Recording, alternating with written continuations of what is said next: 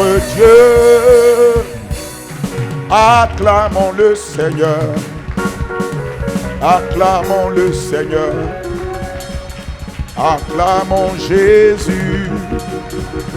Il est vivant, il est Seigneur. Bosana mande kete bosanda laba de laba. Bolo bolo bolo banda laba de le moto lokoto. Mandela mandakabo sanda laba ye. Sabro do bobo bobo shanda gabarakati. Alléluia. Merci Seigneur. Amen. Que le Seigneur soit béni. Asseyez-vous dans sa présence. Voilà. Faut me suivre, mon frère. Faut me suivre. Gloire à Dieu. Que le Seigneur soit béni. Que sa grâce surabonde sur nous tous au nom de Jésus. Je vous bénis et je vous salue encore au nom de Jésus. Que la grâce et la paix nous soient multipliées au nom de Jésus-Christ. Amen. Alors, que le Seigneur soit béni, que le Seigneur soit loué pour la vie de chacun d'entre vous. Nous croyons que Dieu vous a donné grâce pour que depuis dimanche encore et lundi, vous avez pu donc vous reposer, vous renouveler un peu par la grâce de Dieu. Ok? Alors nous sommes au rendez-vous ce soir dans ce temps d'église locale en prière où nous mettons l'accent sur aussi la parole de Dieu associée donc à la prière. Amen. Parce que c'est les deux choses qui marchent ensemble. Il n'y a pas de prière sans parole de Dieu et il n'y a pas de parole de Dieu sans engager la prière. Amen. La parole de Dieu engage la prière. Mais une bonne vie de prière aussi est basée sur la parole de Dieu. Ok? Donc, on ne peut rien faire sans la parole puisque notre Dieu lui-même n'a rien fait sans la parole. Jean chapitre 1 verset 3 dit que d'abord, au verset 1, il dit au commencement était la parole était avec Dieu, et la parole donc était Dieu. Amen. Il dit toutes choses ont été faites par la parole, et rien de ce qui a été fait n'a été fait sans la parole de Dieu. C'est un passage très essentiel. Cela veut dire simplement que quand il s'agit de faire, Dieu, c'est pas la parole. Si Dieu ne veut rien faire, il n'y a pas de parole. Mais dès que Dieu veut faire, le verset là dit, quand Dieu veut faire, c'est sa parole qui commence. Dieu ne fait rien. On ne parle pas ici de la présence de Dieu. On ne parle pas de la présence de Dieu. On parle du faire de Dieu. Cela veut dire quand Dieu veut travailler, il commence par la parole. Rien, aucun travail de Dieu ne se fait sans la parole. Aucune œuvre de Dieu ne se fait sans la parole. C'est pourquoi il te dit, tout ce qui a été fait par la parole. Et rien de ce qui a été fait n'a été fait sans la parole. Cela veut dire que quand on arrive sur les œuvres de Dieu ou le faire de Dieu, c'est la parole. Mais quand on arrive sur la présence de Dieu, ce n'est pas la parole, c'est le Saint-Esprit. Si on parle de Dieu est présent, c'est lié au Saint-Esprit. Si on parle de l'œuvre de Dieu, c'est lié à la parole. Regarde la chronologie de Dieu, des choses de Dieu. Il dit dans Genèse 1, verset 2, d'abord verset 1, il dit au commencement, Dieu créa les cieux et la terre. Au verset 2, il dit la terre était informe et vide. Et il y avait des ténèbres à la surface de l'abîme. N'est-ce pas? Et on dit que l'Esprit de Dieu se mouvait au-dessus des eaux. Ici, on ne parle pas de Dieu au travail. Ce n'est pas le travail d'abord de Dieu, ce n'est pas l'œuvre de Dieu d'abord. Ici, on te présente d'abord la situation de la terre. Il faut suivre les versets, mettez-moi les versets au fur et à mesure. Et on te présente la situation de la terre. Il dit la terre était informe et vide. On te montre l'état. D'abord, quand on dit la terre était informe et vide, il y a deux choses. Premièrement, on te parle de l'existence de la terre. Et deuxièmement, on te décrit l'état dans lequel la terre était. La terre existait, mais elle était informe et vide. Deuxièmement, on te dit qu'il y avait les ténèbres. On te parle de la présence des ténèbres qui étaient là dans cette terre informe et vide. Les ténèbres étaient à la surface de l'abîme. Et troisième élément, on te dit, et l'Esprit de Dieu se mouvait au-dessus des eaux. On n'a pas dit Dieu a commencé à travailler d'abord. Ça, ce n'est pas le travail de Dieu. Dieu n'est pas en train de travailler ici. Dieu est en train de se mouvoir. Dieu est en train d'exprimer sa présence, d'exprimer sa réalité. Pour dire la terre est là, les ténèbres sont là, mais lui aussi, il est là. Ici, c'est la présence de Dieu. Et chaque fois qu'on revient à parler de la présence de Dieu, suivez-moi s'il vous plaît. Chaque fois qu'on parle de la présence de Dieu, c'est lié au Saint-Esprit. Chaque fois qu'on parle de l'œuvre de Dieu ou du travail de Dieu, c'est lié à sa parole. Parce que Dieu est présent par son esprit. Mais sans la parole, il ne travaille pas. C'est pourquoi la Bible dit même dans Éphésiens 6, là, je crois verset 17 si je m'abuse, on dit, prenez par-dessus tout l'épée de l'esprit, la parole de Dieu qui est l'épée de l'esprit. Cela veut dire que le Saint-Esprit est la présence de Dieu. Mais pour opérer, pour œuvrer, pour travailler, il veut son épée. Il veut la parole qui va lui permettre d'agir. C'est pourquoi on dit Dieu dit et la chose arrive. Jérémie 1 verset 12, Dieu dit à Jérémie, je veille sur ma parole pour l'exécuter. Cela veut dire simplement l'action de Dieu accompagne sa parole. C'est pour vous dire simplement que lorsque Dieu engage sa parole, il a engagé son travail. Et je répète, lorsque Dieu engage sa parole, il a engagé son travail. J'espère que j'ai des étudiants de la Bible ici ce soir. J'espère que j'ai des étudiants de la Bible ici ce soir. Ou bien vous n'êtes pas étudiant de la Bible. Pourquoi certains disent Amen, d'autres disent pas Amen? J'espère que j'ai des étudiants de la Bible ici ce soir. On est en train d'étudier la parole de Dieu. Ou bien? Alors, écoute-moi, cela veut dire que donc, quand Dieu engage sa parole, il a engagé son travail. C'est pourquoi je vais vous dire une chose. Quand Dieu te parle, c'est que Dieu veut travailler.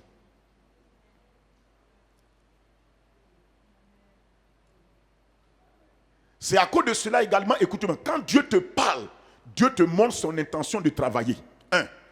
Mais quand Dieu ne te parle pas, et que toi-même tu prends la parole de Dieu pour commencer à la méditer, à cause de ce que c'est la parole de Dieu que tu es en train de méditer, tu engages Dieu directement à travailler dans ta vie. Dieu ne veut rien faire.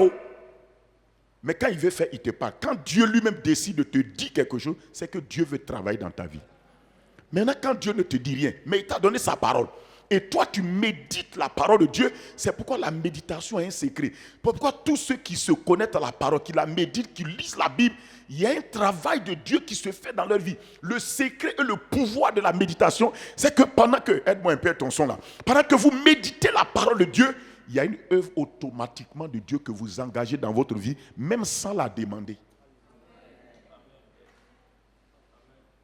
C'est comme si, par exemple, on va te dire, tu ne peux pas dire que le Saint-Esprit est là et puis Dieu n'est pas présent. Tu ne peux pas dire le Saint-Esprit est ici et puis Dieu n'est pas là. Non. Si le Saint-Esprit est là, c'est que la présence de Dieu est là. Parce que le Saint-Esprit est la présence de Dieu. Et si Dieu envoie son esprit quelque part, c'est qu'il a envoyé sa présence quelque part. Dieu ne peut pas dire, j'ai mis mon esprit dans telle personne et puis ma présence n'est pas là-bas. C'est faux. Parce que la présence, le Saint-Esprit est la présence de Dieu. La parole de Dieu est le travail de Dieu. C'est à cause de ça, vous tous ceux qui méditent la Bible et qui sont amis à la parole de Dieu, qui la méditent, leur vie commence à changer. Pourquoi? Parce que sans même ils se rendent compte, il y a un travail qui s'est fait en eux. La parole est le travail de Dieu dans un homme. La parole de Dieu est l'œuvre de Dieu. Quand vous engagez la parole, vous avez engagé Dieu au travail. Si Dieu lui-même décide de te parler, veut faire quelque chose dans ta vie, il te parle. Il te dit, mon fils, ça, ça. Et quand Dieu est en train de te parler, c'est qu'il veut faire ce travail dans ta vie. Mais maintenant, Dieu ne te parle pas. Mais à ton avis, réfléchis. Pour quelle raison, aide-moi tes sons là, mets le son un peu plus dans la salle ici. Pourquoi est-ce que, même, écoute-moi, pourquoi est-ce que Dieu t'a donné la parole en réalité? Pourquoi est-ce que Dieu nous a donné la parole? Pour quelle raison Dieu vous a-t-il donné la parole? La Bible que tu as là, pourquoi Dieu t'a donné la parole? Dieu t'a donné la parole simplement pour que chaque fois que tu veux que Dieu travaille dans ta vie, tu prends cette parole. C'est-à-dire que tu peux l'engager à travailler dans ta vie.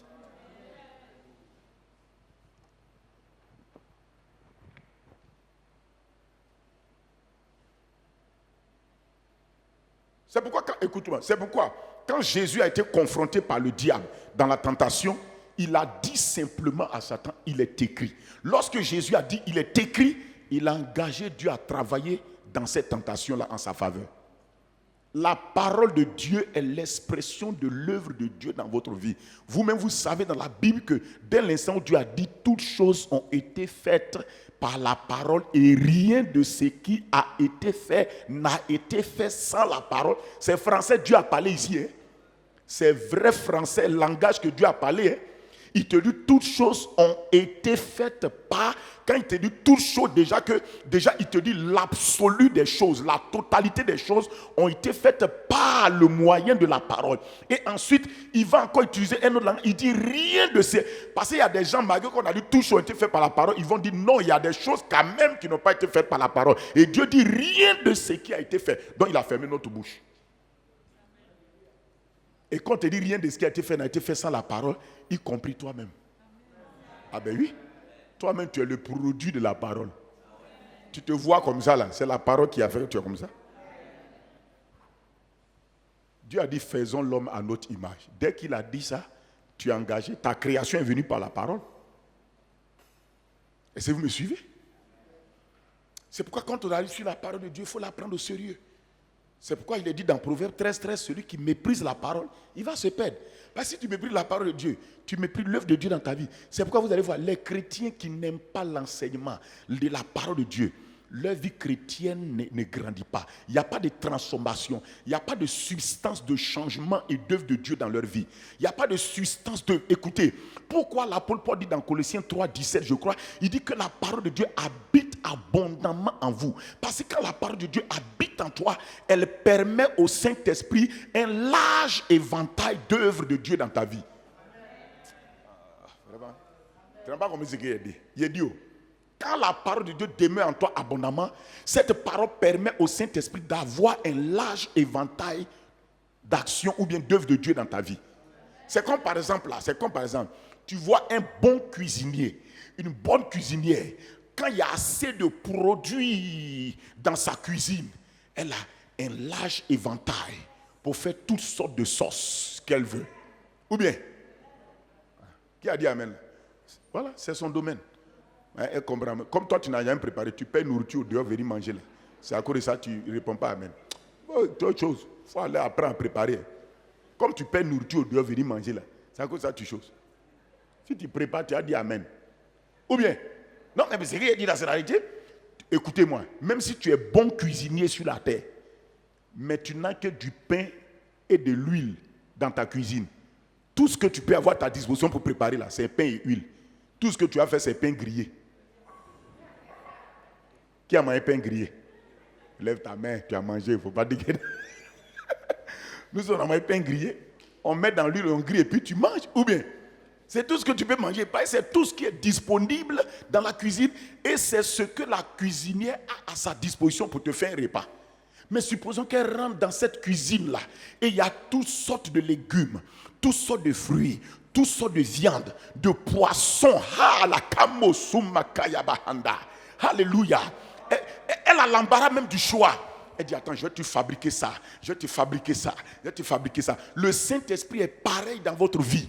Quand vous êtes abondamment rempli de la parole de Dieu, vous l'avez écouté, vous l'avez médité, les versets bibliques sont en vous. Vous avez large éventail de paroles de Dieu, de versets bibliques en vous. Regardez, même quand vous commencez à prier, le Saint-Esprit a divers versets qu'il faut prendre pour vous donner des inspirations. J'ai dit quelque chose à quelqu'un ce soir? Ou bien? Respire, ma fille, il faut respirer. Voilà. Vous comprenez? Le Saint-Esprit est large éventail. C'est pourquoi il y a des gens, quand ils prient, ils sont facilement inspirés. Parce qu'il dit, il est écrit. Aujourd'hui, là, avant, quand tu donnes parole, micro à des chrétiens de l'église pour dire prier, quand ils prient, il dit, Seigneur, tu as dit dans ta parole, il est écrit dans Jean tant, verset tant, il est écrit encore dans Romains tant, verset. C'est-à-dire une prière qui va dire en une minute, il a cité 2 ou 3 ou 4 versets. Cela veut dire que ce qu'il demande à Dieu là, sa foi est basée sur ce que Dieu a dit. Mais aujourd'hui, quand tu dis aux chrétiens de prier, il va prier pendant 3 minutes sans un verset biblique.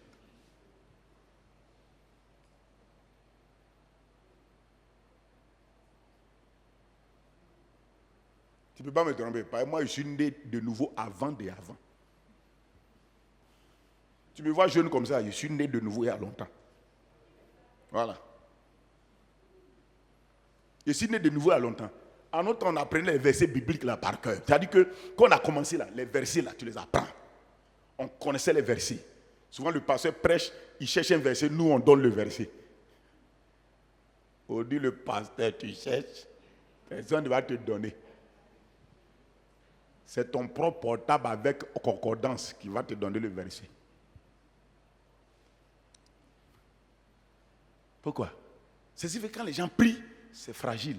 Ils n'ont pas quelque chose sur lequel s'appuyer. Vous voyez?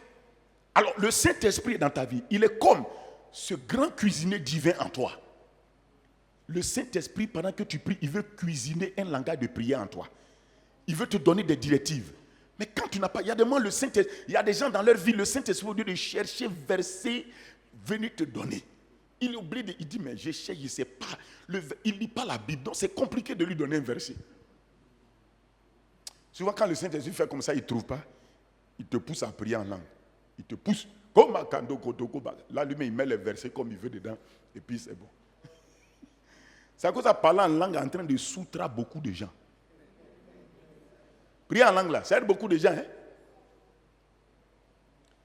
Je dis que ça aide beaucoup de gens. Parce qu'il prie, ah Seigneur, Seigneur. Il y a des chrétiens, quand tu donnes, il aide en priant là jusqu'à la chose.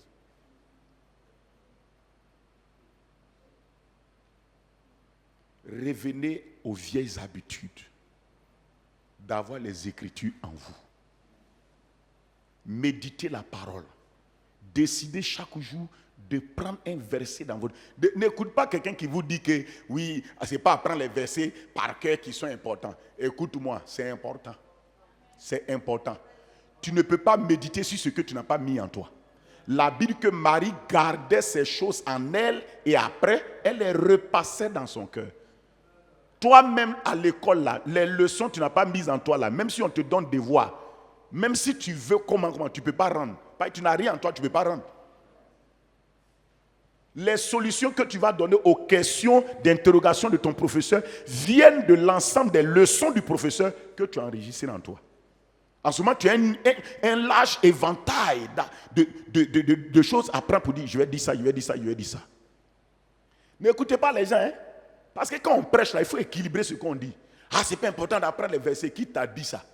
C'est important d'apprendre les versets. C'est le seul moyen pour que ça demeure en toi.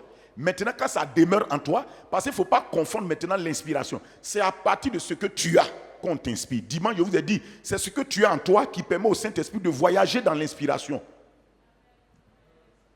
Comme j'ai dit tout à l'heure, là, le cas de la cuisinière, là, c'est un cas. C'est un exemple parfait. C'est selon tout ce que les ingrédients qu'elle a dans sa cuisine, qu'elle s'est inspirée de faire telle ou telle chose. C'est la même chose avec votre vie chrétienne. Le Saint-Esprit demeure en vous. Mais pourquoi son travail est limité? C'est simplement parce que il est présent. Le Saint-Esprit, quand il vient, il vous donne la présence exacte de Dieu qui est au ciel là. C'est la même présence de Dieu au ciel là qu'il met en vous. Mais maintenant, il dit, mais je suis là, mais tu as oublié que Dieu ne fait rien sans la parole.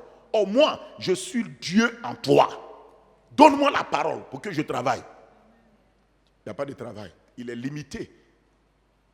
Le Saint-Esprit en dehors de toi n'a pas de limite. Mais en toi, il est obligé de composer avec toi. Puisqu'il a décidé d'être en toi. Donc toi, ton Saint-Esprit qui est en toi, là, dépend de l'ouverture que tu lui fais. Dépend des possibilités que tu lui offres.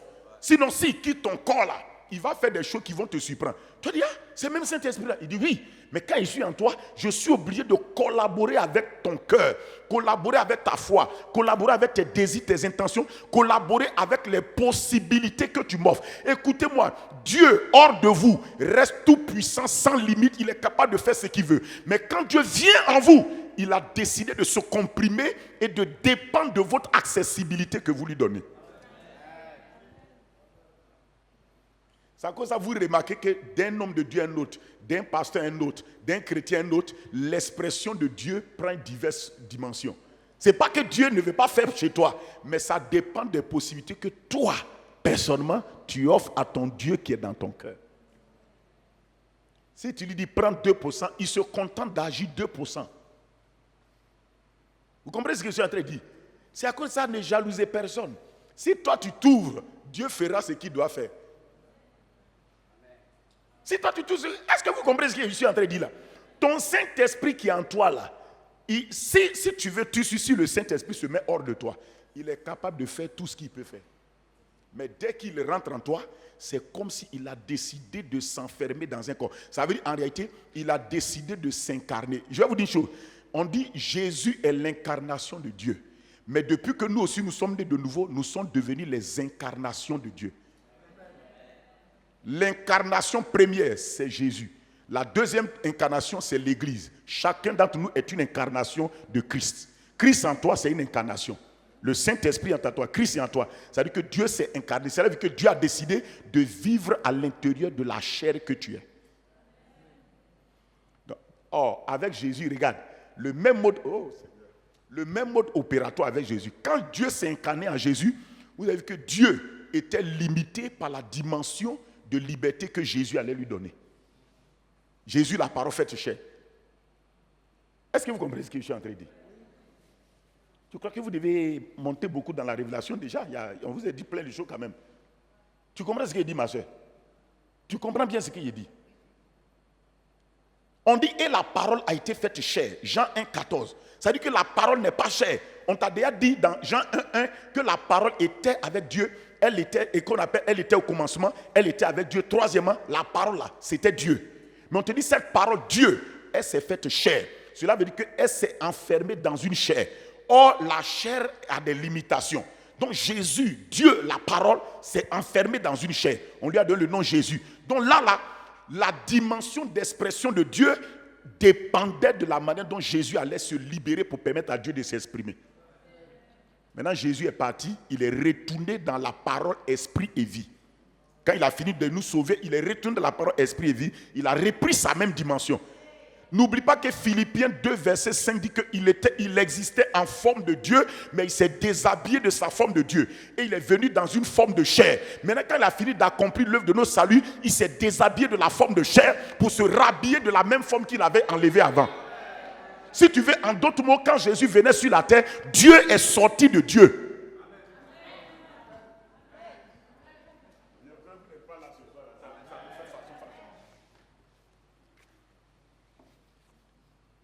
Quand Jésus venait sur la terre, Dieu est sorti de Dieu. C'est pourquoi David dit, le Seigneur a dit à mon Seigneur.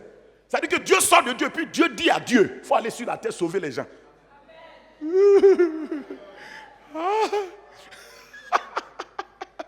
Tu ne voudras pas l'air de croire. Quand tu étais en grossesse de tes enfants, ils sont sortis de qui?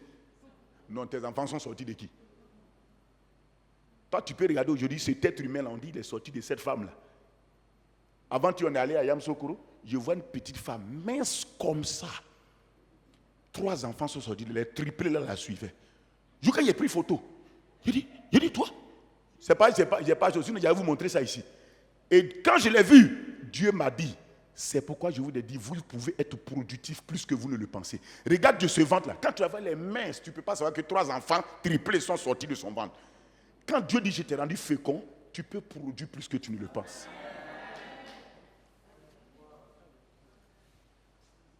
Trois enfants. Tu dois voir, tiens, comme ça. Mais 3 enfants sont sortis. Ce n'est pas sa minceur qui a fait qu'elle a produit ça. C'est sa fécondité. Or, Dieu t'a béni, il a dit, soyez féconds.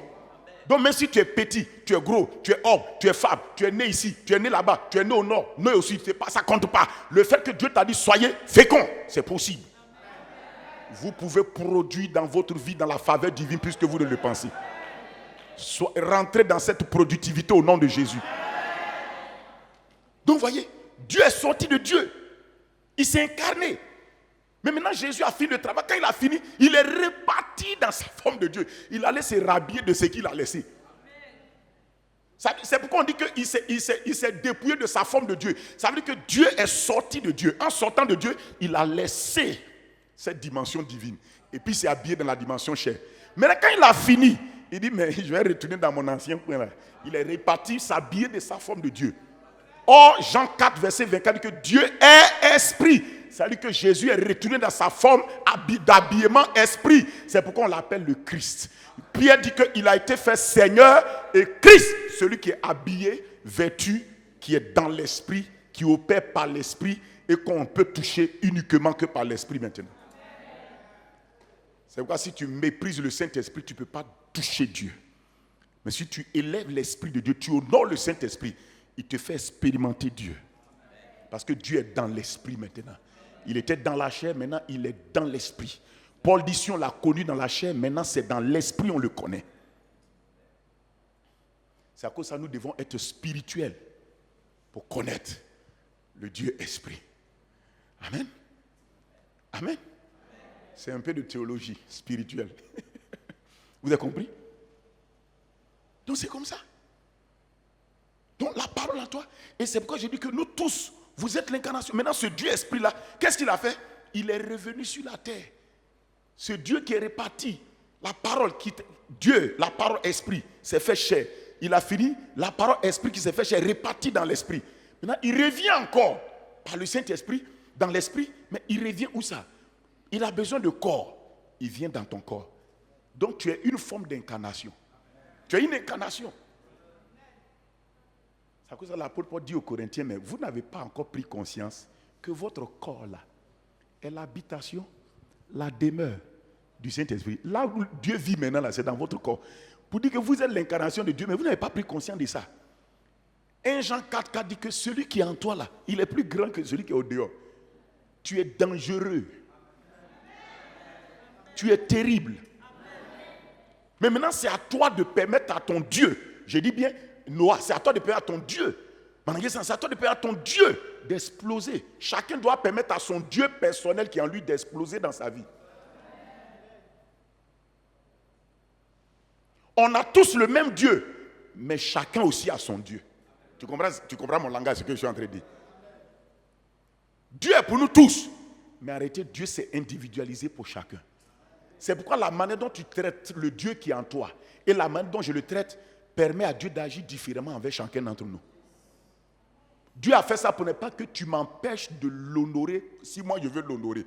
Si toi tu veux plaisanter avec lui, ça te regarde. Mais si moi je veux le glorifier, l'honorer, ça me regarde.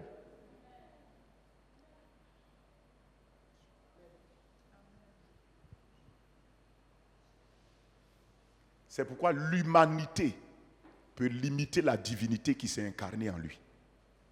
En elle plutôt. Amen.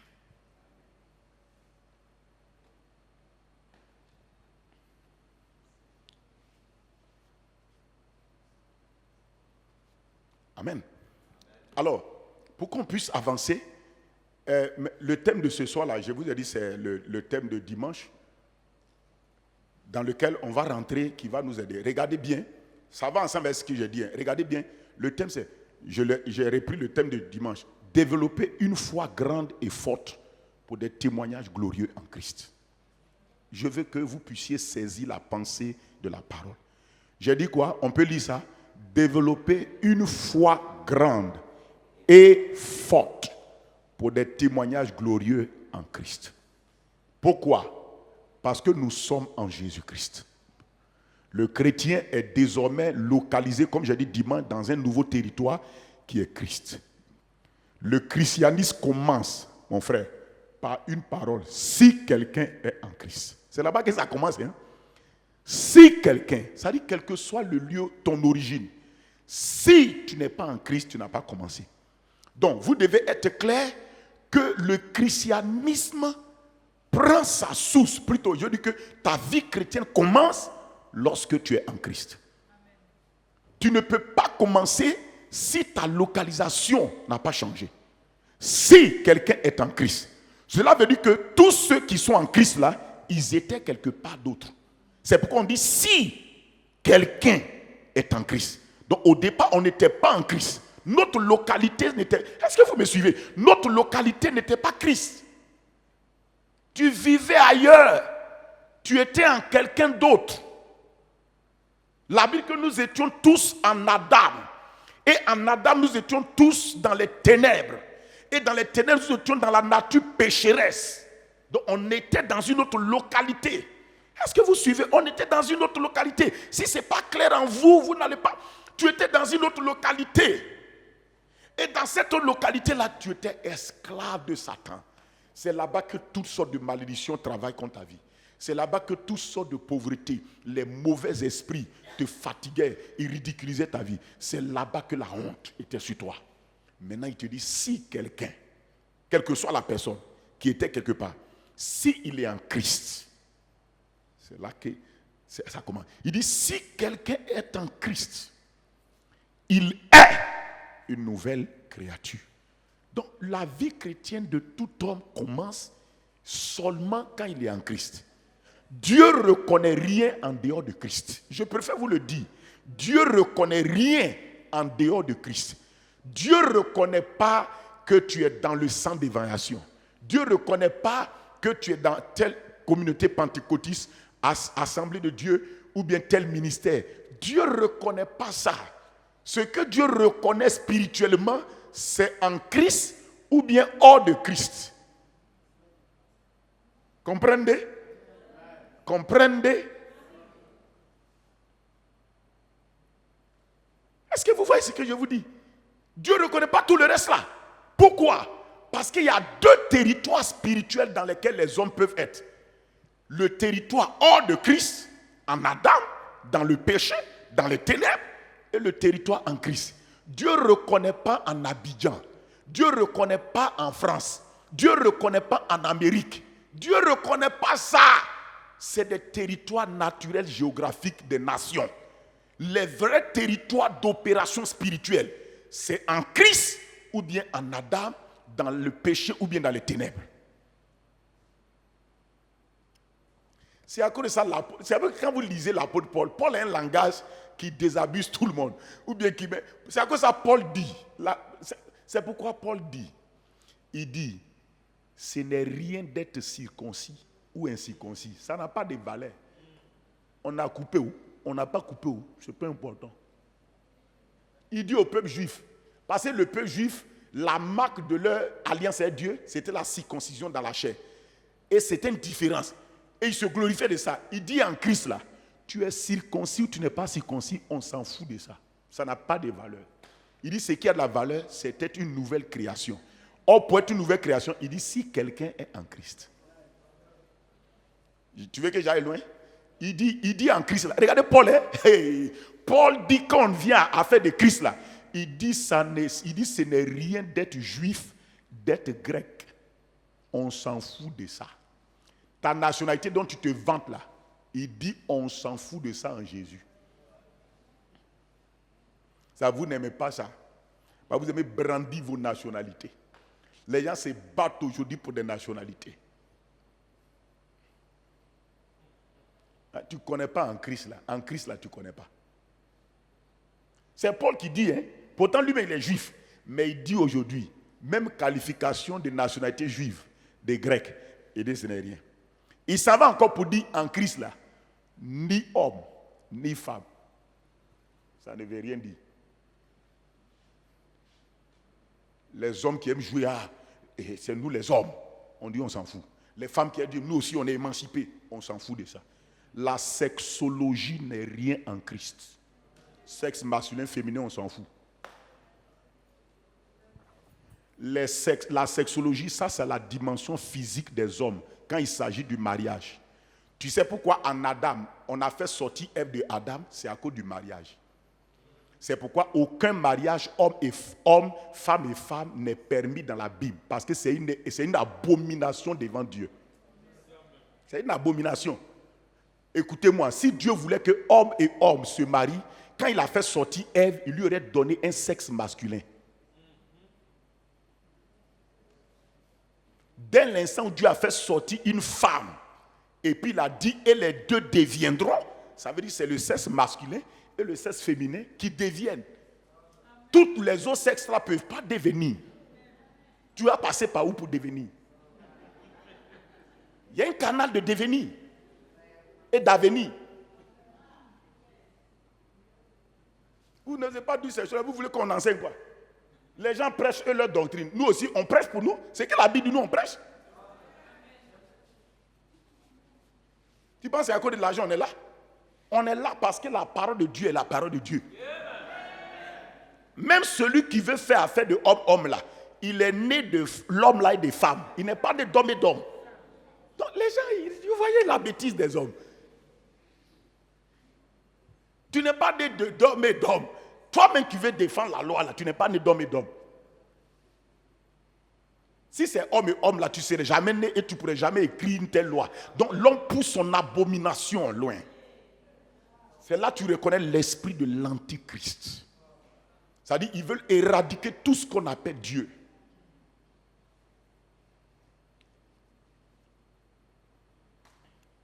Il dit donc en Christ là, quand on arrive en Christ là, ce n'est pas, c'est à cause de cela. Le Saint-Esprit, quand il vient, il utilise les femmes qui sont prêtes et il utilise les hommes qui sont prêts.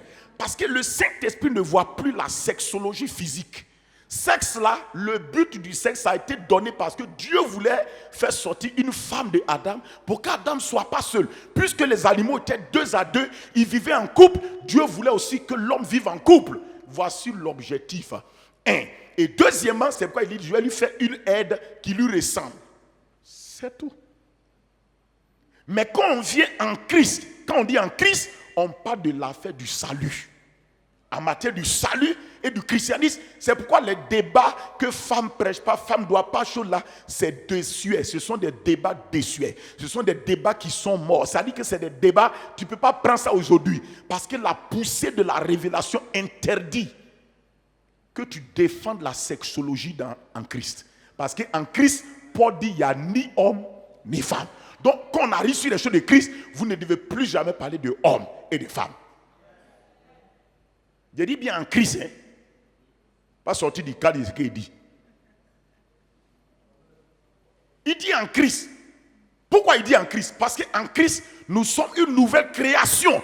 Donc il veut te dire qu'en Christ, on parle de la nouvelle créature. Ou bien, en Christ, il dit si quelqu'un est en Christ, il est une nouvelle créature. Donc quand on dit en Christ là, on fait référence à ce nouveau type d'homme que nous tous, nous sommes devenus spirituellement. C'est de cet homme-là on parle.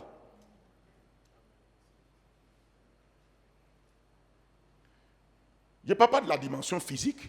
La dimension physique, je l'ai dit, pourquoi Dieu l'a fait. Il dit, c'est pourquoi il dit, il n'y a ni homme ni femme. Ça veut dire que tu ne peux pas te prévaloir de certaines choses. Donc c'est en Christ. Votre vraie localisation, c'est en Christ. C'est pourquoi quand tu reconnais que tu es en Christ là, tu reconnais que tout ce qui est hors de Christ n'a plus de pouvoir. Ah, Seigneur, n'a plus de pouvoir sur toi.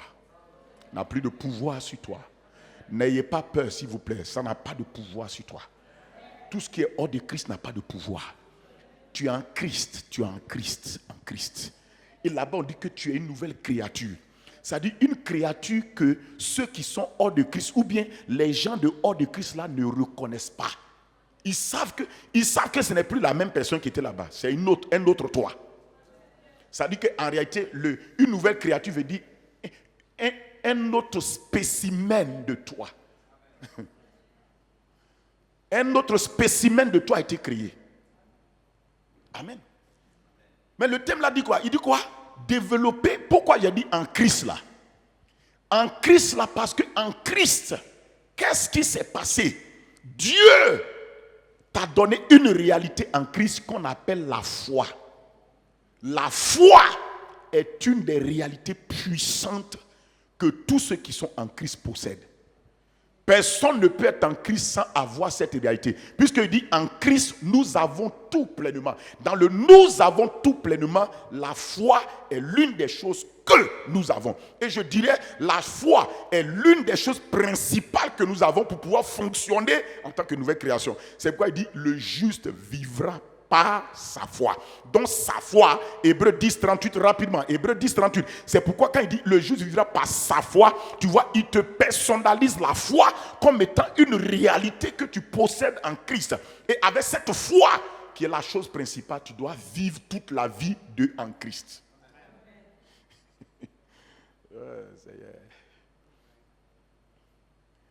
Il dit, mais mon fils, ma fille, tu veux vivre la vie en Christ? La vie qu'on vit en Christ, il dit, le juste vivra par la foi. Il y a une autre version d'Habakkuk, il dit, le juste vivra par sa foi. La foi, ta foi. Quelle foi? Pas ma foi, ta foi. Parce que pour vivre la vie en Christ, tu comprends le français là? Maman, pour vivre la vie en Christ, puisqu'on dit si quelqu'un est en Christ, maintenant tu es en Christ, En Christ, là, tu es appelé à vivre une vie, la vie de la nouvelle créature. Pour vivre la vie que tu as en Christ, là, ou bien la vie de en Christ, là. C'est bon? Tu comprends? Ou bien de casser encore. De casser un peu. Tu vois, maman, on dit que tu vivais au village. Maintenant, tu es venu en ville. Tu ne peux plus vouloir vivre la vie que tu vivais en étant au village, en vivant comme ça en ville.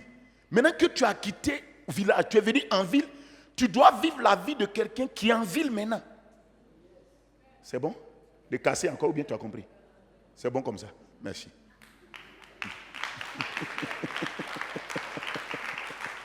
Ou bien, non mais écoute, c'est la même stratégie.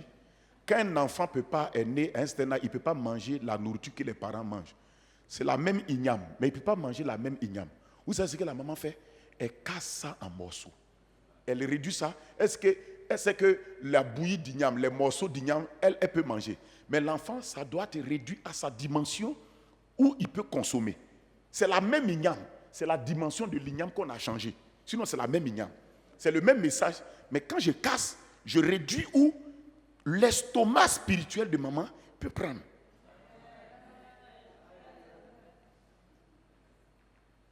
Toi, tu peux manger un foutu igname à 23 heures. Ça ne te fait rien. Mais l'enfant, il ne peut pas démarrer dans ça. Il faut donner soit purée ou bien écrasé, il ne sait pas quoi, purée même des choses. Là, ou bien bouillon des choses, il a un peu, il prend ça, il chose. Parce que son estomac est une dimension où il faut réduire la même nourriture à un niveau. Tu n'as pas changé la nourriture, tu as fait que diminuer la dimension. C'est ça un pédagogue. C'est pourquoi souvent quand j'enseigne, souvent je casse le message parce que ceux qui sont des pères, des gens mûrs, ils saisissent vite. Ceux qui sont jeunes, ils ne comprennent pas, je casse, ils ont compris. Mais il y a des petits enfants. Il faut réduire à un niveau pour qu'ils comprennent. Même si elle n'a pas compris mon gros français là. Mais quand j'ai dit tu vivais au village, tu es obligé de vivre la vie qu'on vit au village. Brusquement tu rentres à ville. Tu es obligé de changer la vie que tu vis, de vivre la vie en ville maintenant. Ou bien, c'est ça. Autrefois, tu n'étais pas en Christ, tu étais chez Satan. Tu vivais la vie de chez Satan. Maintenant que tu es en Jésus, tu vis la vie de en Christ. Or, pour vivre la vie de en Christ là, il te faut une réalité qui est importante. On appelle ça la foi. Sans la foi, tu ne peux pas vivre la vie de être en Christ. Tu es en Christ, mais tu ne peux pas vivre la vie d'être en Christ. Parce que si la foi n'est pas là, tu ne peux pas. Et je vais vous dire, regardez le verset. Le verset dit que toute la vie que le juste doit vivre en Christ là, c'est par la foi. Retenez ce petit mot là, par la foi. Il dit mon juste vivra toute sa vie. Ça veut dire que premièrement on dit mon juste. Ce juste là, il doit vivre. Dieu dit celui que j'ai fait mon enfant là, qui est une nouvelle créature, il doit vivre toute sa vie, mais pas un seul moyen. Le moyen de la foi. Le moyen de la foi. Le moyen de la foi. Si je veux décortiquer, tu sais pourquoi Dieu dit de vivre la vie de juste? Il dit la vie de juste là, c'est une vie dans laquelle il y a tout dedans. C'est une vie dans laquelle il y a la sainteté dedans. Il y a les miracles dedans. Il y a les prodiges dedans. Il y a les guérisons dedans. Il y a les délivrances. Écoutez, je n'ai pas le temps d'expliquer ce qu'on appelle la justice de Dieu dans un homme. La justice de Dieu, là, ce n'est pas tribunal. Hein? Enlevez dans votre tête que c'est tribunal. La justice de Dieu n'a rien à voir avec un tribunal. Hein? La justice de Dieu représente tout ce que Dieu est, tout ce que Dieu a, tout ce que Dieu paie, qu'il a réuni dans un seul élément, on appelle sa justice, sa nature. Ce qui fait que Dieu est Dieu. Ce qui fait que Dieu est le Dieu de miracles, de prodiges, de tout. Il a donné tout ça en toi. C'est ce qu'on appelle la justice de Dieu. C'est à cause de cela, on dit que quand quelqu'un a reçu ça, il y a donc maintenant plus de condamnation. On ne peut pas condamner la nature de Dieu.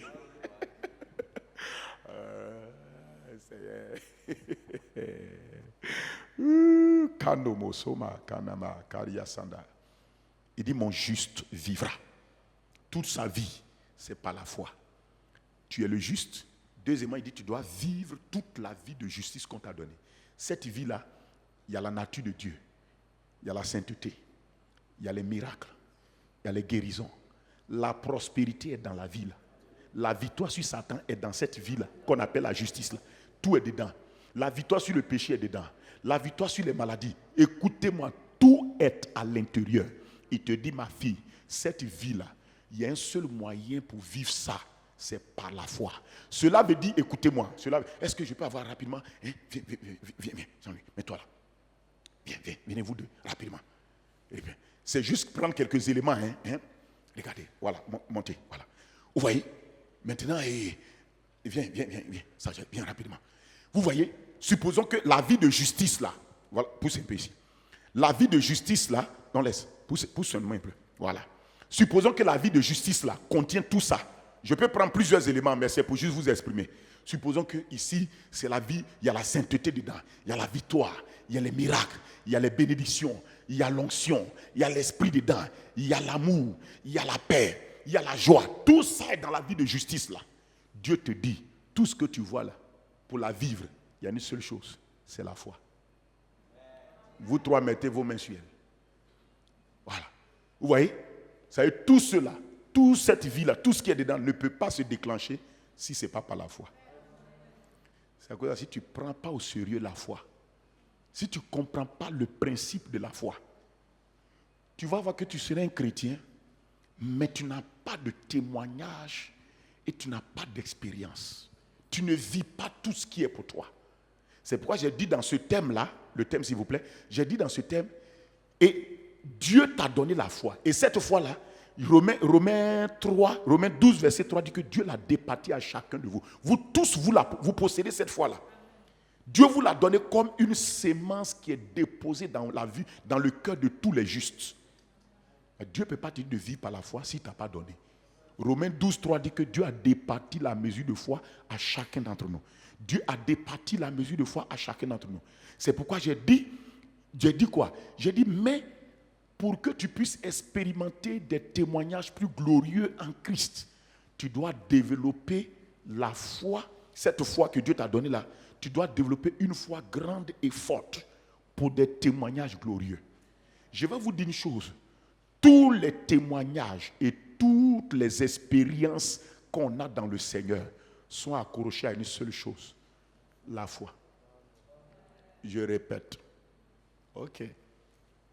Tous les témoignages que Dieu te donne dans le Seigneur, toutes les expériences spirituelles que tu vas expérimenter sont accrochées à une seule chose. Je ne vous flatte pas, la foi. Écoutez, je vais vous dire une chose. Je vais vous dire quelque chose qui va vous surprendre. Tous les témoignages, les choses ne sont pas accrochées à la prière. Ne sont pas accrochées au jeûne et à la prière. C'est accroché à la foi. Les prières et le jeûne sont des moyens que la foi utilise pour s'exprimer. Ça veut dire que même s'il n'y a pas la foi que tu pries, la prière est vide. Tu n'as pas dit qu'on dit la prière de la foi sauvera. Ça veut dire qu'il n'y a pas n'importe, c'est pas n'importe quelle prière. Parce que je vais vous dire une chose, tous les peuples prient. Mais la différence entre leur prière et nos prières, c'est la prière de la foi. Pourquoi? Parce que c'est la foi reçue par Dieu qui nous donne de nous connecter à Dieu et qui font que les choses fonctionnent. Je parle de Dieu, on est en Christ. En Christ, tu ne peux pas déployer tout ce qui est là dans ta vie. Les glorieux témoignages. Puisqu'il nous dit que Christ en nous, l'espérance de la gloire. Cela veut dire que nous sommes un peuple appelé à vivre la gloire. Je vous en prie, dites-moi amen s'il vous plaît. Je dis, nous sommes un peuple appelé à vivre une vie glorieuse. Je veux que votre mentalité la montre. On est appelé à vivre, un peuple appelé à vivre des témoignages et des expériences glorieuses avec le Seigneur. Mais il te dit, ce n'est pas la foi. C'est pourquoi Hébreux 10 là, le verset 39, regardez ce qu'il dit. Regardez. Bon, Hébreux 10, 38, mettez ça rapidement. Et puis on va prendre le verset 39 également.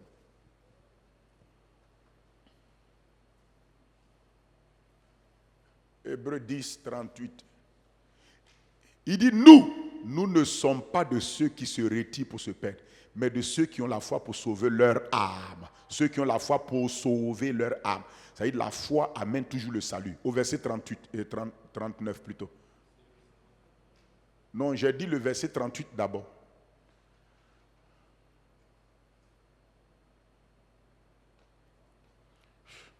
Il dit, et mon juste vivra par la foi. Il dit, mais s'il se retire de vivre par la foi, s'il dit que non, moi je ne veux pas vivre par la foi, pendant que Dieu a dit mon juste là, c'est par la foi qu'il va vivre. S'il dit non, moi je ne vis pas par la foi, il dit mon âme ne prend pas plaisir en lui.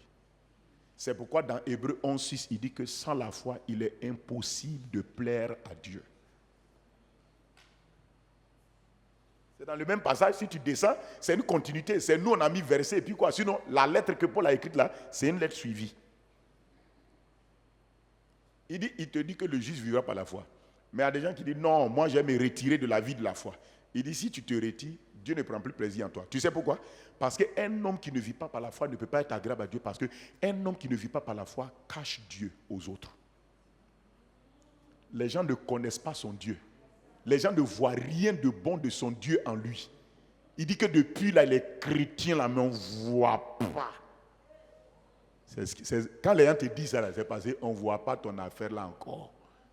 Oh, que Dieu fasse qu'on voit mon affaire là. C'est bien, tu as dit Amen, mais c'est par la foi. Ce n'est pas par Amen. C'est par la foi. Vous comprenez? Vous comprenez?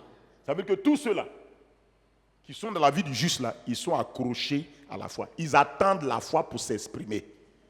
C'est à cause de cela, frères et sœurs, vous ne pouvez pas enlever dans la bouche des païens si pendant 1 an, 2 ans dans ta famille, on voit que tu es chrétien, 3 ans, on voit que tu es chrétien, il n'y a pas de changement. Tu peux pas, à un moment, tu ne peux plus prêcher l'évangile d'une certaine manière. Parce qu'on ne voit pas ton Dieu. Et pour qu'on ne voit pas ton Dieu, ce n'est pas la faute de ton Dieu. Ce n'est pas la faute des gens qui veulent voir ton Dieu. N'oubliez pas que la Bible, que le monde entier attend la révélation des fils. Ils n'ont qu'à te révéler pour qu'on sache qu'ils sont là. On ne les voit pas encore. Parce que ce qu'ils font là, ce que nous on vit là, c'est ça ils vivent. Nos Nyarami là, ils vivent nos Nyarami. On ment, eux aussi ils mentent. On insulte, ils insultent. On trompe, ils trompent. Donc on ne comprend pas bien. On veut. Le monde dit, on attend la révélation. Écoute-moi, un moment, s'ils ne voient pas ça, ils vont douter. Ils vont douter. Écoutez-moi, s'il vous plaît. Dieu veut se rendre visible. Nous sommes dans une heure où les ténèbres sont en train de se rendre visibles. Dieu veut se rendre visible. Et pour cela, retournons à l'élément qui permet à Dieu d'être visible partout. C'est la foi. Je vous garantis, c'est la foi. C'est la foi. Je vais vous dire une chose. Est-ce que je peux vous dire quelque chose? Je vais vous poser une question. Qu'est-ce qui a fait qu'on a su dans la Bible, Pasteur Richard, que Jésus guérit les malades? C'est à cause de la foi des gens comme la femme qui avait la paix de sang qu'on a su que Jésus guérit malade. C'est leur foi qui a permis de faire découvrir que Jésus est guérisseur. C'est à cause de la foi de Bartimée, fils de Timée, qu'on a su que Jésus guérit les aveugles. C'est à cause de la foi du centenier qu'on a su que Jésus, à distance, peut parler à un malade qui est au loin et puis il va se lever. Alléluia! C'est à cause de leur foi, ils ont fait apparaître Dieu. Ils ont fait sortir Dieu, sa vraie valeur, il a sorti ça. Tu ne vas jamais savoir que Dieu peut parler à distance à un malade, il sera guéri, si ce n'est pas à cause de la foi du centenier. J'espère que quelqu'un perçoit la dimension de l'enseignement ce soir. C'est à cause des gens tels que les Bartimée, fils de Timée, qu'on a su qu'à Jéricho, un homme se mit à crier. Fils de David, aie pitié de moi. La foule lui a dit, tais-toi. On dit, criez encore plus fort. On l'envoie. Jésus dit, que veux-tu qu'il fasse? Il dit, je vais recouvrir là. C'est à cause de la foi de Bartimée qu'on a su que Jésus peut ouvrir les yeux des aveugles. Alors tu ne peux pas réclamer l'ouverture des yeux d'un aveugle si tu ne passes pas par le mode opératoire par lequel Bartimée est passé. Arrêtons de réclamer les miracles sans suivre le chemin. Ou bien, tu penses que ça vient comme ça? Arrêtez de chercher une position des mains des pasteurs, façon, partout. Man of God, il faut imposer les mains. Reçois. Tu as te trompé, oui. On te dit, développe ici la foi. On t'a trompé. Lève-toi. Est-ce qu'il y a la foi? Tu as vu Jésus imposer les mains aux gens pour qu'ils aient la foi? Les gens même, ils sont venus vers Jésus avec leur foi. Hein, gars? Arrêtons de donner des choses aux gens qui ne marchent pas comme chose. Hein? C'est accroché, hein? Tout ce que tu veux là, ça va être derrière toi. Ils ne vont jamais sortir sans ta foi. Hein? Tu es là, il faut regarder. Si tu oublies, même quand tu seras à la maison, tu dis, il y avait des choses derrière moi, c'est pas la foi. Non, je suis en train de te parler. Ce que tu veux dans ta vie là, Dieu est en train de te dire, ma fille, c'est la foi. C'est pourquoi j'ai dit quoi? Le thème l'a dit quoi? C'est pourquoi? Ce que je suis en train de vous dire, c'est des thèmes d'actualité. Je sais pourquoi Dieu m'a dit de repartir là-bas. Parce que les défis qui vont arriver là, ça sera tellement corsé que si vous n'avez pas la foi que les gens tels que Daniel, Shadrach, Meshach, Abednego ont développé, il y a certaines choses qu'on ne peut pas chose. Et regardez comment les gens, les affaires des vaccins là, les gens veulent forcer les gens à faire les choses. Mais il y a des choses, si on t'explique, c'est terrible. Il faut qu'instantanément tu aies la foi pour faire mourir certaines choses dans ton corps. Bon, ok. Bon, on va y aller. Continuons. Donc, il dit, c'est là, tout ce qu'elle voit ici de glorieux là, c'est pas la foi. Dieu dit, tu veux te marier en Christ. Il te dit, ma vie, c'est pas la foi. Or, vous êtes chrétien, vous voulez gagner Marie par votre beauté. Dieu n'a pas dit c'est par ta beauté, il dit c'est par la foi. C'est ça qui vous trompe là. Je suis belle. En Christ, c'est par la foi.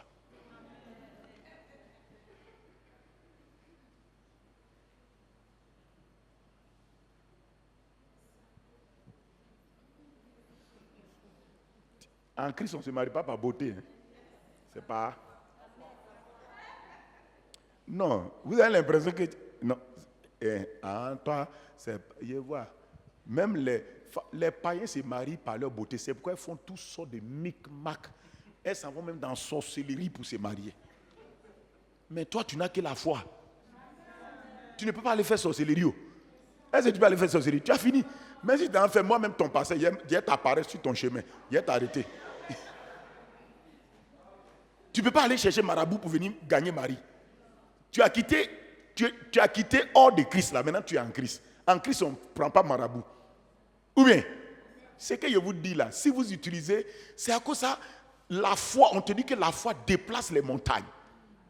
Ça veut dire que, c'est à cause ça, vous allez voir que les...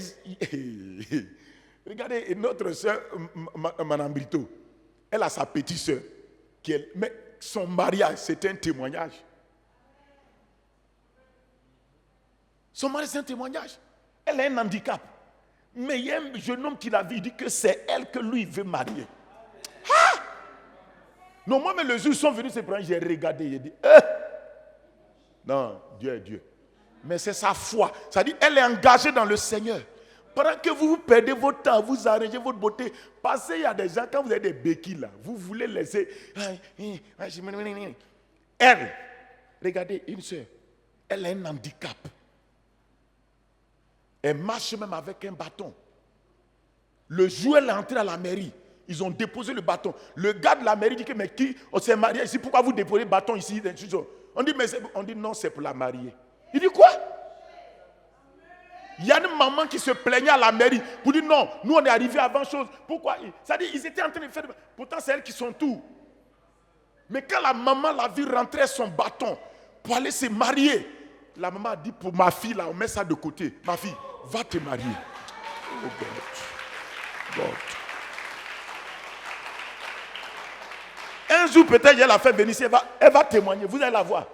Tout le monde dans le maire même il regarde, il est étonné. Elle n'a pas eu honte de partir son bâton. C'est dans ça que Dieu lui l'a localisé. C'est dans ça que la grâce l'a vue. Elle est partie avec ça. Quand on vous dit la faveur, vous amusez avec. Vous êtes là où de développer votre foi, vous développez. Je n'ai pas dit qu'il ne faut pas prendre soin de ta beauté. Mais un chrétien, il y a une beauté intérieure qui est ta foi. Elle peut conquérir les montagnes pour toi. Elle peut bouger les montagnes pour toi. Elle peut appeler de l'Orient, de l'Occident, l'élévation pour toi. Écoutez, là où tu n'as pas de voix pour parler, ta foi est la voix qui parle. Bartimée n'avait pas de voix pour parler, mais sa foi a parlé pour lui. Et Jésus s'est arrêté. Il y a des circonstances qui vont vouloir faire taire ta voix. Mais il y a une voix qu'on ne peut pas faire taire, la voix de la foi. La voix de la foi. Je vous en prie, la voix de la foi. La voix de la foi est une voix terrible. Je l'ai fait venir un jour, les jeunes filles. Elle va vous rendre son témoignage. Il y a un jeune homme qui voulait la prendre au départ. Il le vient et puis il s'amuse. Il pense qu'elle a besoin de lui jusqu'à que... Il y a des gens, quand ils veulent te marier, ils pensent qu'ils sont en train de te faire du bien. Tu ne fais pas du bien à quelqu'un. Vous vous faites du bien, vous deux. Vous faites du bien, vous deux. Vous vous faites du bien, vous deux. Vous deux là. Quel est là, vous faites du bien. Ou bien, mes filles, croyez ce que je vous dis là. Si vous développez votre foi, même si pour toi là, ça est quelque part, la foi là va attirer ça jusqu'à... Écoutez, si la foi a été obligée, la foi de Bartimée, la foi de Zachée a obligé Jésus à rentrer à Jéricho pendant que c'était interdit qu'il rentre là-bas. Parce que spirituellement, selon les principes, Jéricho est une ville sous malédiction. Et chaque fois que Jésus rentre à Jéricho, on utilise l'expression comme il fallait. Ça veut dire qu'il y a dû avoir une obligation spirituelle pour l'amener à rentrer là-bas. Sinon, il ne devait pas rentrer. Est-ce que tu sais qu'il y a des choses qui viendront avec toi par obligation divine? Je dis, ça viendra à toi d'ici la fin de cette année par obligation divine.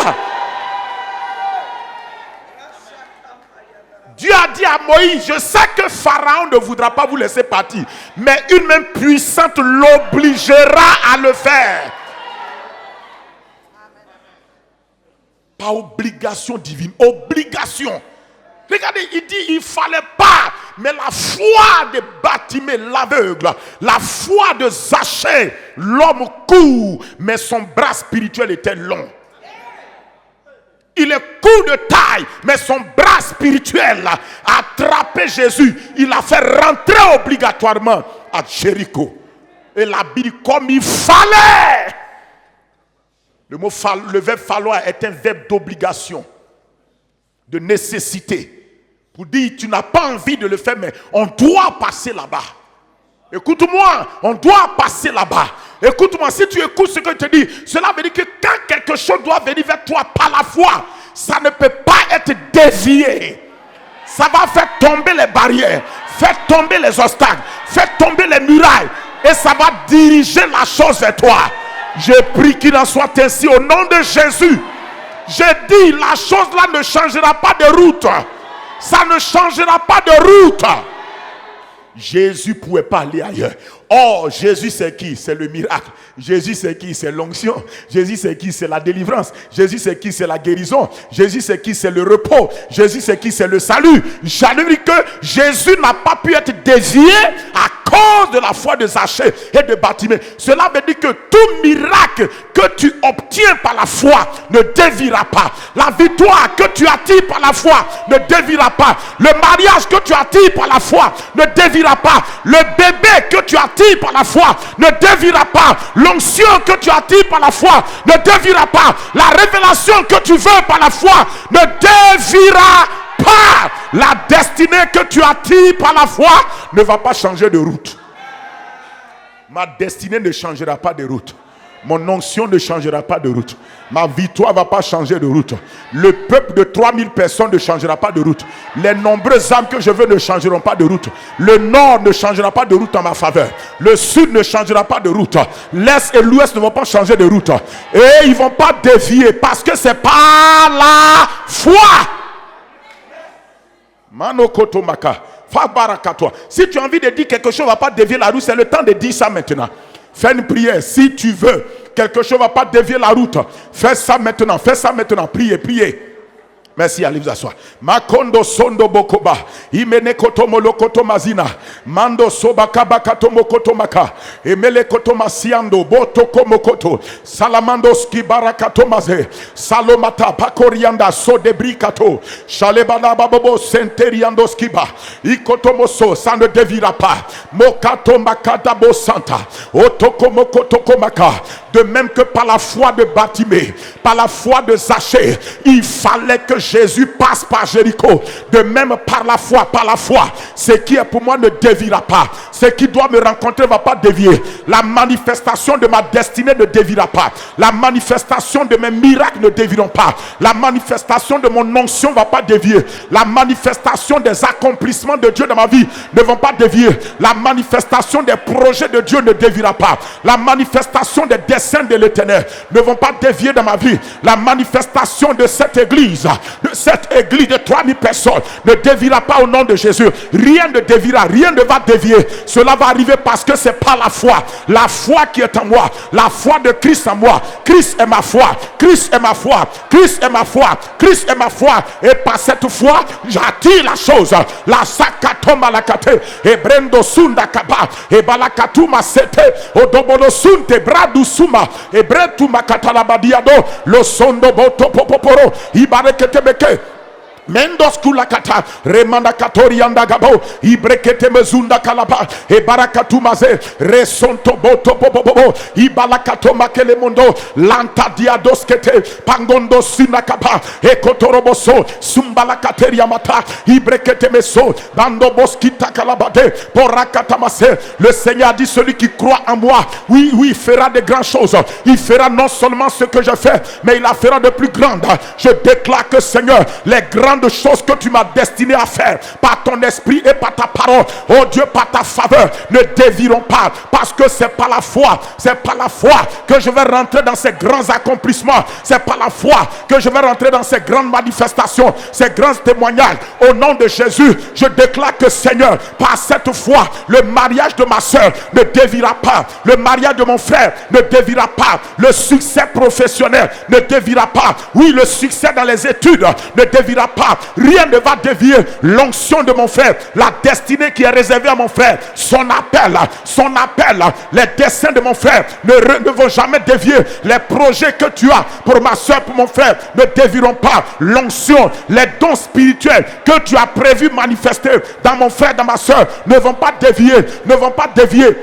Ne vont pas dévier, ça ne déviera pas. Les miracles que tu as mis dans mes mains ne vont pas dévier. Les guérisons que tu as mis dans mes mains ne vont pas dévier. Les délivrances que tu as mis dans mes mains ne vont pas dévier. Seigneur, tu m'as envoyé.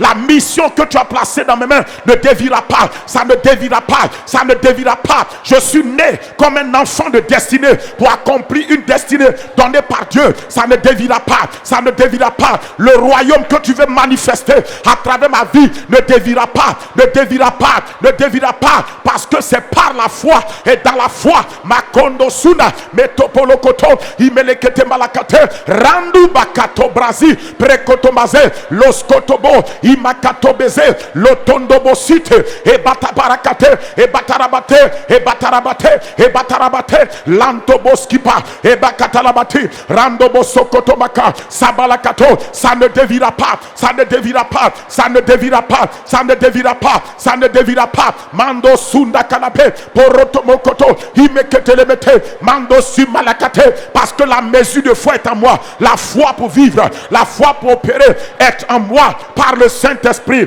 Au nom de Jésus, merci Seigneur. Amen. Alléluia. Acclame le Seigneur.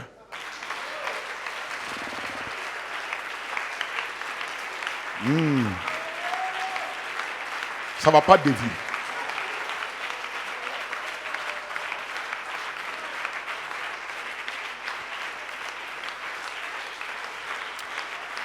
Amen.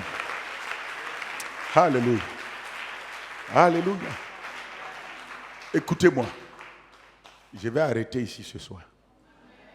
Parce que je ne peux pas continuer. Voilà. Si je continue, ça nous prendra beaucoup de temps. Mais vendredi, je suis là-dessus. Vendredi, on chante la réunion. Ça sera une autre dimanche. On va continuer dans ce même thème. Parce qu'il faut que je continue pour que dimanche, on puisse coller ce qu'il faut coller là-dedans. Mais c'est un thème très important. Écoutez-moi, c'est actuel.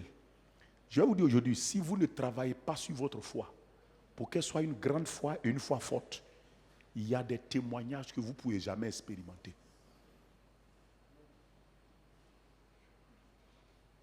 Ne ridiculisons pas Dieu dans nos familles.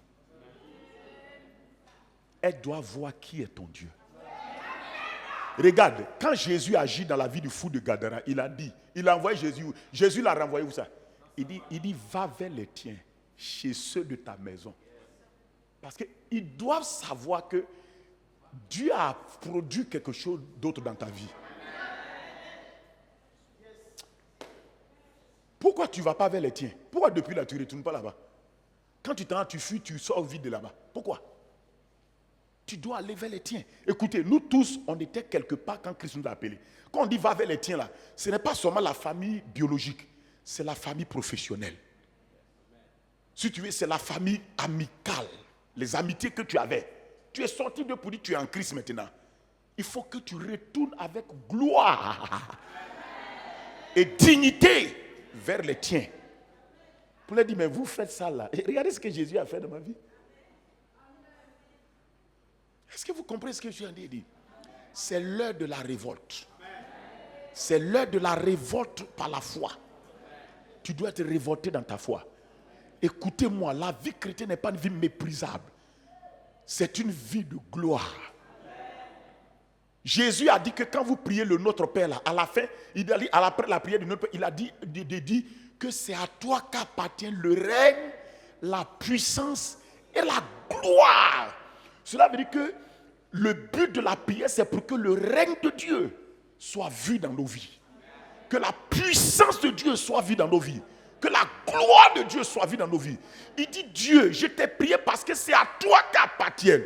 Et comme le règne, la puissance et la gloire de Dieu t'appartiennent, moi aussi je veux devenir propriétaire de cette gloire. Propriétaire de ce règne. Propriétaire de cette puissance. C'est le but vrai de la prière. Pourquoi il t'a dit, c'est à toi qu'appartient le règne, la puissance et la gloire. Dieu, si ça t'appartient, je veux aussi... Alors, si ça appartient à Dieu, oh Dieu est ton Père, ça veut dire que tu es héritier du même règne. Héritier de la même puissance. Héritier de la même gloire.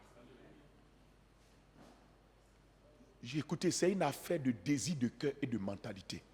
Si vous ne rentrez pas dans cette mentalité, vous allez toujours nager dans les petits... Vous allez toujours demander des choses médiocres. Écoutez, dans nos familles là, il y a un certain visage de Dieu que si nos familles ne voient pas ça apparaître sur nos vies, ils ne vont pas reconnaître que ton Dieu est vrai. Il y a un certain visage de Dieu qu'ils doivent voir dans ta vie. Écoutez, c'est pourquoi je vous dis, quand je prie pour le mariage de certains, quand je prie pour le mariage des frères et des sœurs, ce n'est pas pour juste le bonheur de dire que je me marie. Ce n'est pas pour ça, c'est plus que ça. Parce que je veux qu'on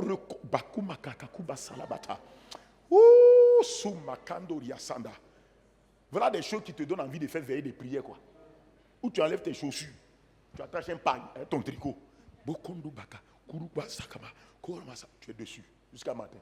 Tu dis, Seigneur, c'est pourquoi vous devez changer les intentions et les motivations de vos prières.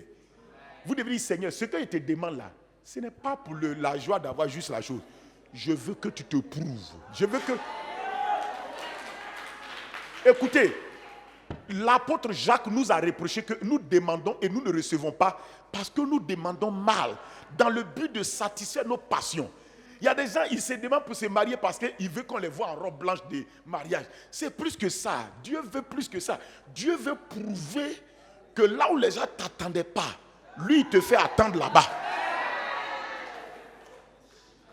Dieu veut prouver ça. Et je sais que Dieu va prouver ça. Ma fille, Dieu va prouver ça. Mon fils, Dieu va prouver ça. Dieu va prouver ça.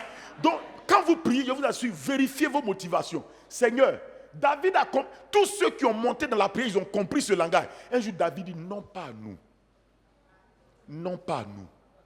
Mais à ton seul nom, donne la gloire. Dieu, on a trop demandé de faire pour que nous, on soit contents. Nous, on sera contents. On aura la joie. Mais ce n'est pas ça notre motivation. David dit, non pas à nous. Le psaume 115, au verset 1. Il dit, Éternel, non pas à nous. Et puis il répète deux fois, comme si Dieu n'a pas entendu. Il dit, non pas à nous, Éternel, mais à ton seul nom. Kanomasa. Tu sais pourquoi il a dit à ton seul nom? Le nom de Dieu, c'est sa réputation. Toi-même, ton nom, là, c'est ta réputation. Ça veut dire que tu n'es pas qu'on garde ton nom, non? Oui. Si quelqu'un garde ton nom, tu n'es pas content. Et tu es content? Réponds-moi. Tu n'es pas content parce que ton nom, c'est ta réputation. Ton nom, c'est ta renommée. Ton nom, c'est ta dignité. Ton nom, c'est ton parfum. Est-ce que quelqu'un va saluer ton parfum? Ton nom, c'est ta bonne odeur. C'est comme ça que si on gâte ton nom, on a gâté ton parfum. On a gâté ta bonne odeur. Avant que tu arrives, on dit que lui là, il sent mauvais. On ne veut pas te voir. Vous n'avez pas remarqué que quand vous allez dans un service, quand on ouvre la porte, votre parfum rentre avant vous.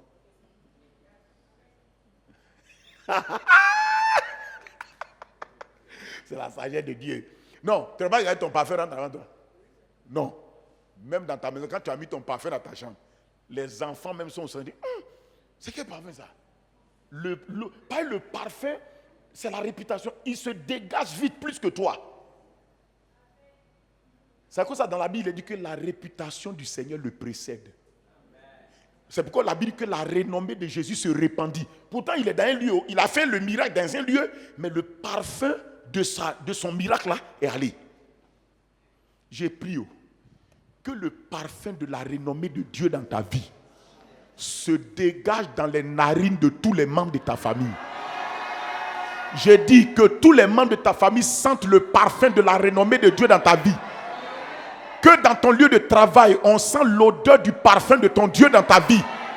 Dans ton milieu amical, professionnel, à même tes amis de collège, quand tu vas les rencontrer, quand ils vont te rencontrer, que l'odeur de la gloire de Dieu dans ta vie là, soit dans leur narine au nom de Jésus. Amen. À vendredi, je vous en prie, venez s'il vous plaît. Venez. Venez.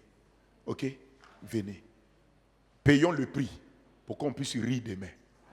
Non, payons le prix pour qu'on puisse sourire demain. Ce que je vous donne là, ce n'est pas dans l'orgueil. C'est des trésors que je vous donne. C'est des trésors de l'esprit. La foi est l'élément essentiel. La foi est la grande loi spirituelle qui déclenche toutes les autres lois. En d'autres termes, tu ne peux pas exercer les autres lois spirituelles si tu ne possèdes pas la loi de la foi. La loi de la foi est la clé principale qui permet d'utiliser les autres clés. Jésus a dit, je vais vous donner les clés du royaume. Mais si vous savez que la clé de la foi est la clé qui permet d'utiliser. Un homme qui n'a pas la clé de la foi, il ne sait pas utiliser les autres clés. Allez-y en paix. Nous vous saluons ceux qui sont connectés. Que la paix de Dieu soit sur vous. Bye bye. À plus tard, à vendredi, par la grâce de Dieu. Merci Seigneur.